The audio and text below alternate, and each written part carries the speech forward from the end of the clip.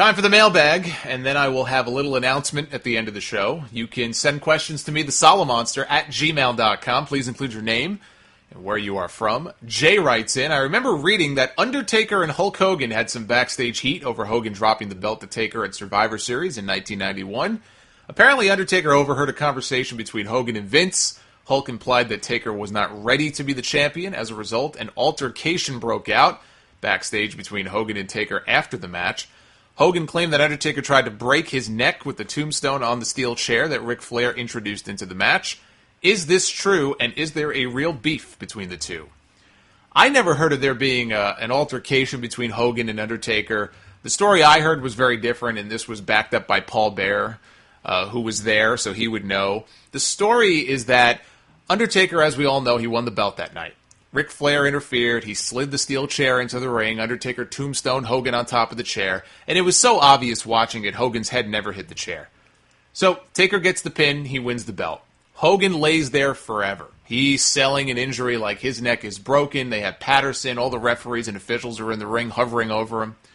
Bobby Heenan's on commentary talking about how Hogan had just earlier in the day met, I think it may have been an NFL player, who had just broken his neck and been paralyzed, and Heenan made a crack about how Hogan's going to be sharing a room with him. So they really milked it. Hogan eventually got up on his own power and looked very much shaken up and walked slowly to the back. Now, if I remember hearing the story correctly, the way Paul Bearer told it, when Hogan got to the back, he collapsed. And he really sold it like he was hurt. And I think they may have even had to call an ambulance to take him to the hospital.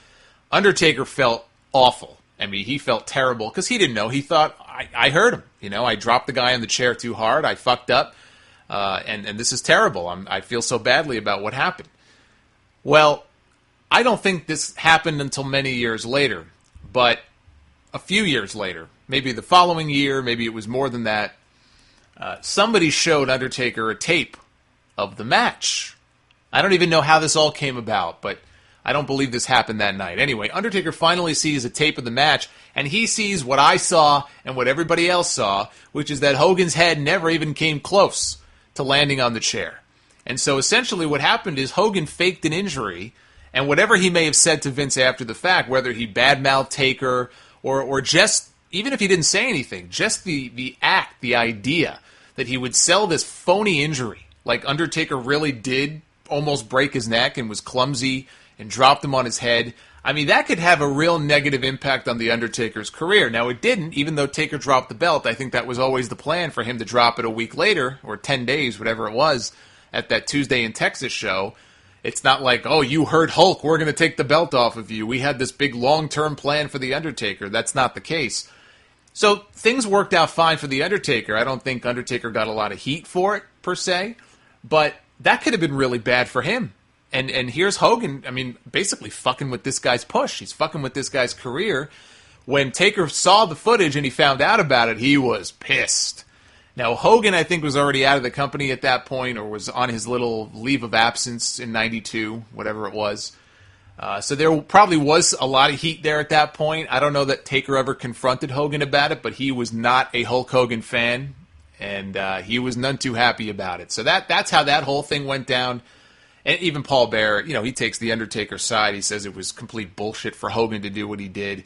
And if it went down like that, I agree. I think that's complete bullshit. I don't know what Hogan's endgame was there. If he felt threatened by the Undertaker, he was trying to bring him down a notch. I don't really understand why you would do something like that. But that's not cool. So if there was any heat, and there definitely was, I think it was probably squashed a long time ago. Hogan, Undertaker, they worked together in 2002. But that's how that whole situation went down. I don't think there was ever any sort of physical confrontation or fight. Definitely not that night. It was more Hogan, I think, collapsing in the back and faking an injury that could have had a real negative impact on The Undertaker's career.